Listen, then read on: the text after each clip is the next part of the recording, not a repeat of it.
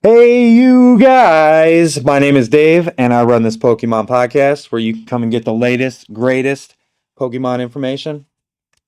So, if you've been MIA or living underneath a rock for these past couple months, new to the hobby, an old collector coming back to the hobby, let's uh, let's get things understood that things are way different now than they were even a year ago. So, to start off, I'd like to give some people some information so you can understand what we are dealing with here in the Pokemon community. So, Pokemon is the highest grossing media outlet in the entire world by a landslide. So, that being said, Pokemon out of all time has grossed $147 billion in revenue. $103 billion of this has come from merchandise alone.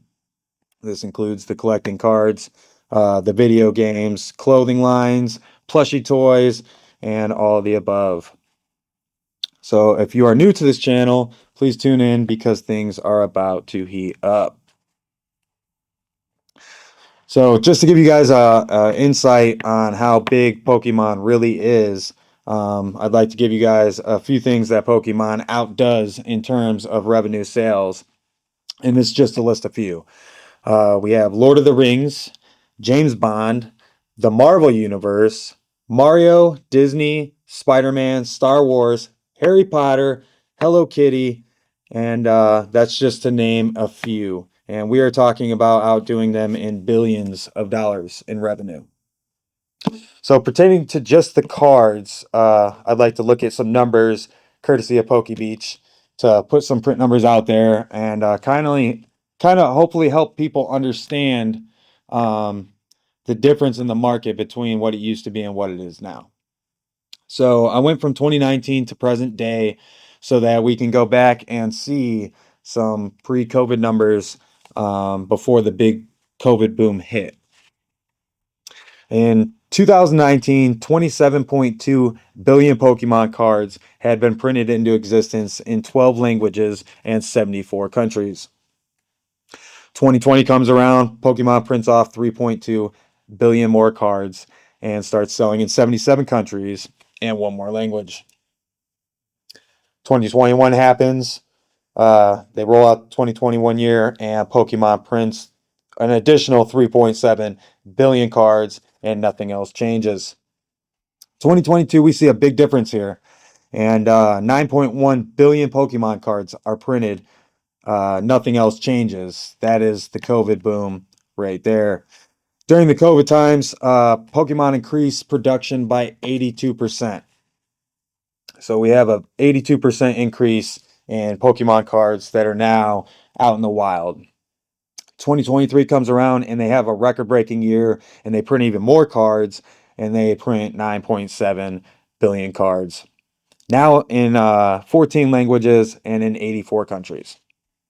89 countries, I'm sorry. And last year, 2024, Pokemon again breaks records and prints an additional 11.9 billion cards in 15 languages, now being sold and bought in 93 countries. So, in conclusion, as of 2024, we have a staggering population of 64.8 billion Pokemon cards in existence. And in addition to that, we now have 19 new countries of people who are no longer Pokemon cavemen. So Pokemon doubled the amount of cards basically into existence since 2019, and that is why we are all still in short supply. Everything comes down to basic economics of supply and demand, and there's an influx of people coming into the hobby from the Funko Pop people and collectors that are now starting to collect Pokemon cards. A lot of these people have no real jobs and they have all the time in the world to sit at Walmart for 3 hours, 4 hours to be in line to get that product versus people that are just trying to get the product for their kids. Everybody wants to blame the scalpers. Everybody wants to blame Pokemon distribution. Everybody wants to blame Santa Claus for there being no prismatic evolutions for people to purchase. The real culprit is the fact that so many new people are joining the hobby. So, another fact for you guys, TCG Pocket has 60 million downloads now, which is also driving a mass amount of people to start joining the hobby. People see the cool cards on there, online, and they want to start getting real ones. And then on top of that, Prismatic was also a special set. So you did not get any boosters, and the pull rates are just absolutely horrible. But keeping things rolling, I want to talk about the Moonbryon, the original Moonbryon, not the Sumbryon, but the original OG Moonbryon. Everybody was saying that at 15,000 population, the Umbreon was going to tank. You know, I was hearing this 4 or 5 months ago when you can pick up an Umbreon and a PSA 10 for $1,400. What it's going for raw now. People were saying you're crazy to pay that for a PSA 10. Now, say you did buy an Umbreon 4 months ago at 1,400. Well, as of today, it going for around $3,000 has more than doubled in value over the last 4 months. People say, how does this happen with a 15,000 population? You know, as of 2025, the beginning of this year, we have 65 billion cards in existence. So in the grand scheme of things, when you really take 15,000 cards out of a 65 billion population, that is basically nothing. That is nothing. The Moombreon is now set in stone as not only just Sword and Shield's number one card of that era, not just Evolving Skies number one card of the set. It is the new Charizard. It is the new base set Charizard. Um, the only reason that I believe that these modern cards still see and command such a price is the fact that the new artwork on modern is so much better than vintage. These arts on these cards are just getting absolutely insane. So it's almost like comparing apples to oranges when people want to go back and look at the pull rates for the Charizard base set. It was basically 1 in 40 packs back then. The Umbreon is about 1 in 2,000 packs nowadays. So when you really look at the bigger picture, there's less of the Umbreon out there for compared to the amount of cards that were printed than the base set Charizard itself.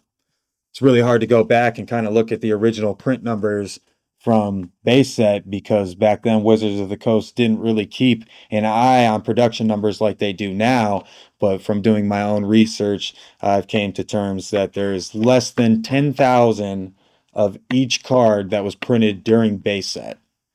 If you go and look at the populations for PSA, just for the cards that they've graded, it is sitting somewhere around 8 million.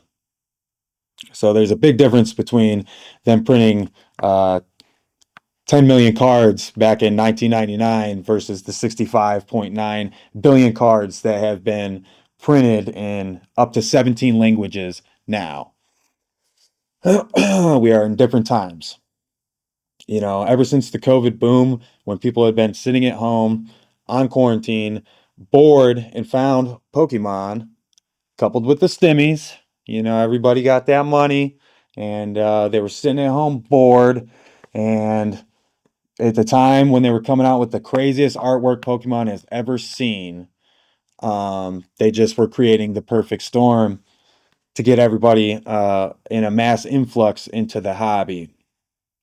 So, Pokemon sets have always followed certain patterns. If you've been a collector for years, you know this. You know, you can go back to Sun and Moon, you can go back to Sword and Shield, you can go back to even sets that are earlier than that, and you will see that the back half of these sets are always where the fire sits. So we're in the perfect storm right now. Prismatic Evolutions dropped. We're in the back half of Scarlet and Violet. So that being said, I went back and kind of did my own little take on how I feel versus Sword and Shield era versus Scarlet and Violet. And even though one of them's been completed and one of them we are still in, if you compare the six best sets that came out of Scarlet and Violet to the six best sets that came out of Sword and Shield, and we actually have enough sets in Scarlet and Violet right now to make that comparison, because out of Sword and Shield, nobody's going to argue with you. Chilling Reign, Fusion Strike, Evolving Skies, uh, Astral Radiance, and Brilliant Stars are definitely Crown Zenith are the top six sets out of Sword and Shield. We already have sets that'll rival those coming out of Scarlet and Violet, and we're not even finished yet. We are just now into the back half of Scarlet and Violet. So I think Surging Sparks is very comparable. You know, the artworks that are in there, and if you go back and look at the total set values on these, obviously one's aged and one has not yet. Surging Sparks is still hanging with Sword and Shield being a brand new set when you look at total complete set value. Twilight Masquerade, one of my favorite sets that's out there, has the Greninja. You know, when Sword and Shield dropped the Evolving Skies Umbreon, it was not $1,000 card. It did not start off as $1,000 card. Okay. That's why I say today's market is completely different. You had the Surging Sparks Pikachu that started off going for around $1,800. I was seeing them sell for $2,000 when they first dropped. The Umbreon, the Sumbreon, as it's called, is even worse from Prismatic. You will see that thing selling and commanding ridiculous prices along with every other evolution that is in that set. That did not happen with Evolving Skies. But at the same time, when things like this happen, we're going to find out who the real collectors are and who is just here for a short period of time. A lot of people are upset that they cannot get their hands on Prismatic. A lot of people, you know, wanted to get the set for their kids, and that's just not possible right now. So if you are one of those people that cannot get your hands on Prismatic, you have two different options here. And the latter option, the better option, in my opinion, is to get the Japanese version, Terrestrial Festival. You can still get it cheap. It's not going to last for long because once everybody can't get their hands on the English version and they think this reprint's coming soon, I don't doubt that Pokemon's going to give us a reprint, but Pokemon definitely has their hands full. If I were you, I would definitely pay the $90 for a Terrestrial Festival booster box before it goes up, before it skyrockets, because they're not going to have time to reprint that either. Um, get your hands on that. You have better pull rates, better artwork. The cards are made better, just better quality overall. If you're into grading cards, things like that, or even if you just want your kids to be able to see what these Pokemon cards look like, I would rather have the Pokemon card in my hand and not be able to read what it says on it than not have the Pokemon cards at all.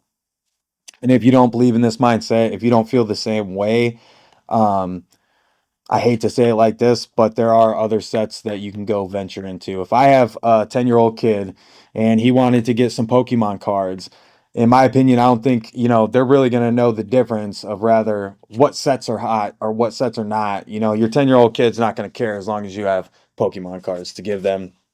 If you go back into the earlier days of Scarlet and Violet, the pull rates are much better anyways. So, you know, you don't want to keep opening up packs of Pokemon. And this is what's happening with Prismatic Evolutions. I don't care what anybody says about what they think the pull rates are. We pulled enough of it to see for ourselves here in this shop. Prismatic Evolution has horrible pull rates. You are much, much, much better off not paying the outrageous prices for the ETBs and going back in time to Scarlet and Violet. And you'll see these professional collectors, people that have been doing this for a long time.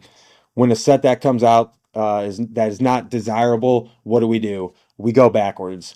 When a set comes out that is too expensive or you just can't get your hands on it, what do we as professional collectors do? We go backwards. We start going and seeing what we missed throughout Pokemon until things calm down in the hobby or until these massive reprints that they keep talking about happen.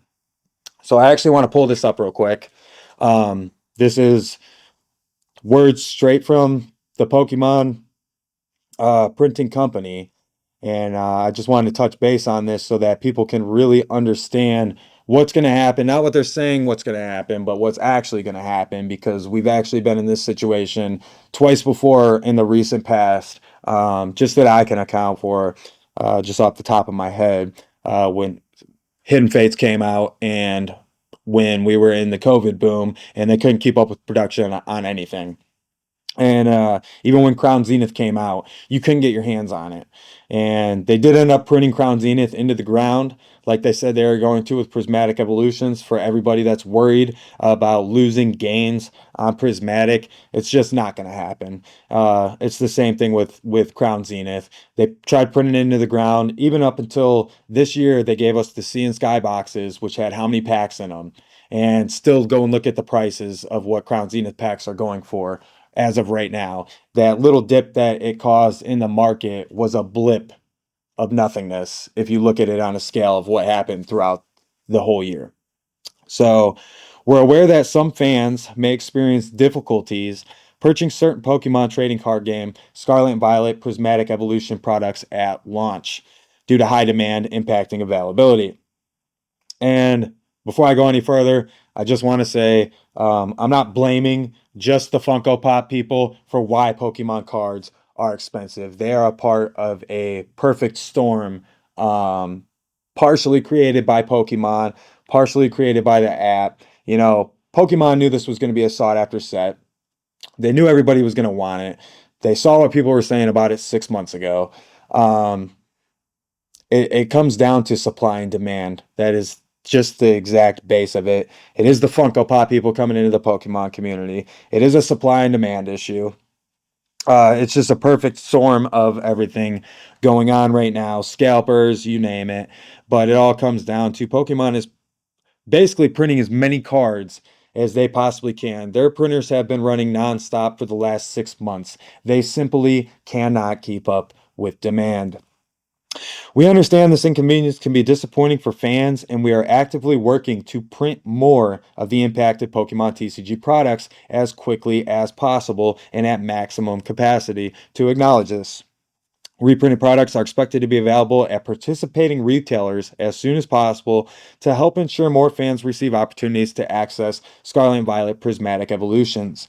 In addition, more new products from the Scarlet and Violet Prismatic Evolutions lineup will be launching in the couple coming months. We'd like to thank the community for their continued support and patience as we work to deliver this highly anticipated set. So, everything's changing in the tournament, playing Pokemon Card World as well as of April, I believe, April or March of this year. Any of the E or the F cards are not going to be tournament legal anymore. So, what does this mean? In short, it means that a lot of the older cards that people are playing with in their decks right now are going to become obsolete. And this happening at this time right now, as we speak, means that they're going to have to absolutely make sure that everybody gets enough Journey together the next set that comes out. Now, having that pressure of having to get those cards to the players, not the collectors, the players, is making it to where Journey Together set is going to come before any them even thinking about giving you any reprints of Prismatic Evolution. We got the 151 collection boxes. Everybody said we're getting a reprint of 151. That was not a reprint. That was them giving us the last little hooray on 151 before it is gone. We did not get any more ETBs. We did not get any more real sealed product minus the collection box of Blooming Waters. Once that is done, once that is gone, it's gonna be tough. We didn't get a reprint of Surging Sparks. We really haven't gotten a reprint of Twilight Masquerade. We have multiple sets that are going to keep coming out that are just going to be releasing bangers after bangers after bangers. Pokemon created a perfect storm, and they did it too well. So you can't really blame anybody. That's just the way things are. There's nothing we can do about it. Right now, your options are basically going back to Terrestrial Festival and at least having way better pull rates and getting an SIR or at least being able to see one in person. or going back to older sets like Scarlet and Violet base set, which at the time had incredible hit rates.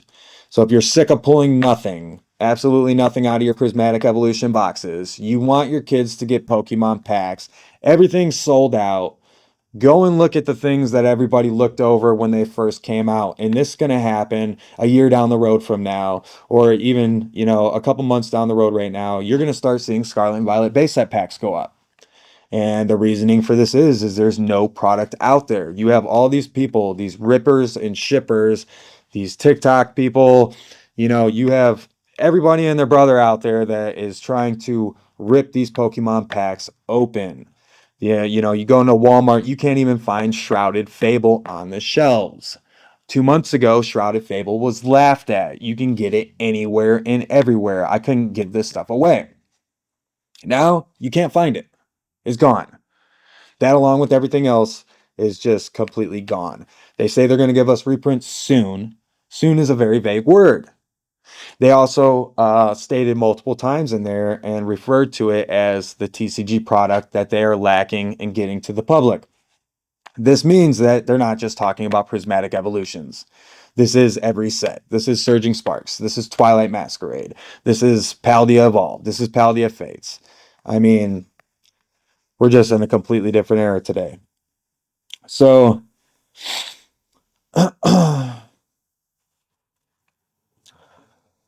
with all this going on, all of us serious collectors had basically already seen the storm coming for Journey and Prismatic both a long time ago.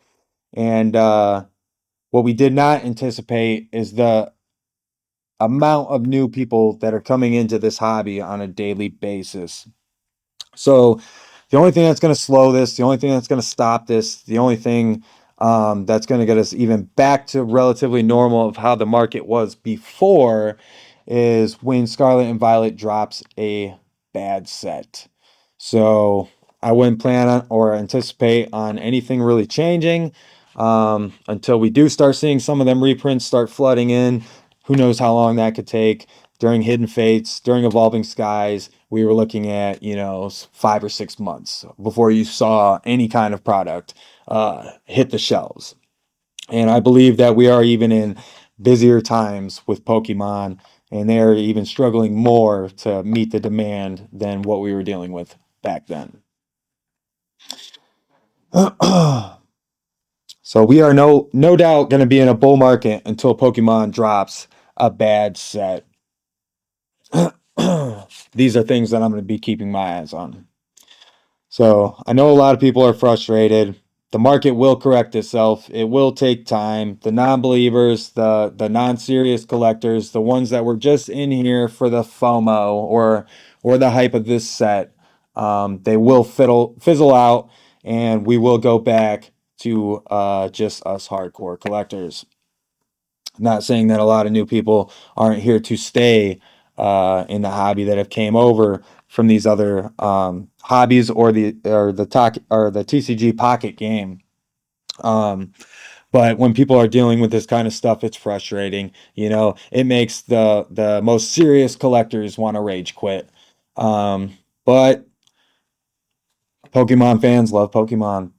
These diehard fans are not going to go anywhere. Pokemon's been around for 25 years now, over 25 years now, and just continues to keep breaking records. So people think that, Pokemon's going to go anywhere in the last couple years. It's not. It is definitely here to stay. So if you are a new collector, I'd like to give you some information here to kind of help you along so that you aren't wasting your time like most of these newer people are trying to learn how things are in the market today because Pokemon has completely changed in the last decade. To start off, holo rares are basically worthless in modern Pokemon. Maybe you get $1 or $2 out of each, sometimes even less.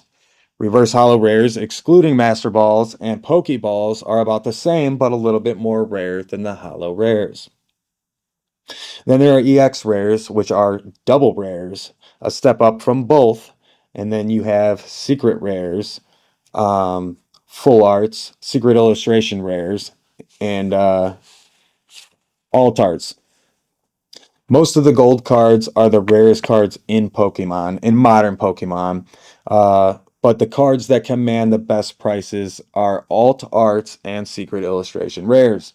Regular full art Pokemon cards can reach pretty high as well, but are on a different level.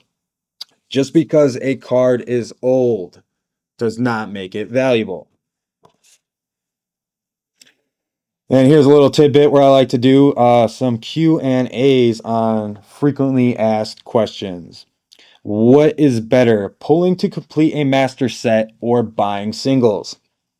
Now, I get asked this question a lot, and you are almost always 95% off better going into your Pokemon shop, your local Pokemon shop, and finding these single hits and putting them together. Maybe rip a few smaller packs to get the lower cards uh, to complete your binders. But you are always definitely better off buying the singles to complete a master set versus trying to pull them all yourself. So people again always ask me, how do you buy sealed product and keep it sealed without ripping it? And the answer to this is if I have a $200 booster box of prismatic evolutions and I don't want to open it, what I do is I go to the dollar store or I go to Walmart and I buy a Pokeball or I buy a cheap $15 little box that I can pull some Pokemon cards out of. I rip them, usually get a hit. And that's kind of satisfying enough to be able to keep your sealed product. Another question that I get asked all the time is how can you tell which sets or which cards are going to age the best? Which ones are going to gain the best value over time with your collecting dollars? Now, the answer to this is um, go and look at a set's total value.